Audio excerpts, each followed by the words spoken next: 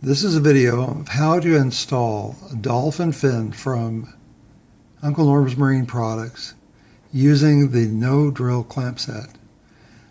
Attach the rubber strips to the top of a clean and dry anti-cavitation plate as shown. That's what it looks like. Assemble the clamps in the fin. Notice the spacer bar on the underside of the Dolphin fin.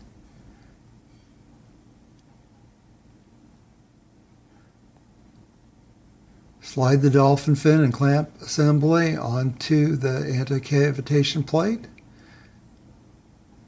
and you can tighten the screws slightly. We want to leave the fin a little loose so that we can make fine adjustments to its position. In this case, we're using washers to align, to space the fin evenly from one side to the other, but you could just as easily use a few quarters or something else to insert between the fin and the motor to evenly space it from one side to the other.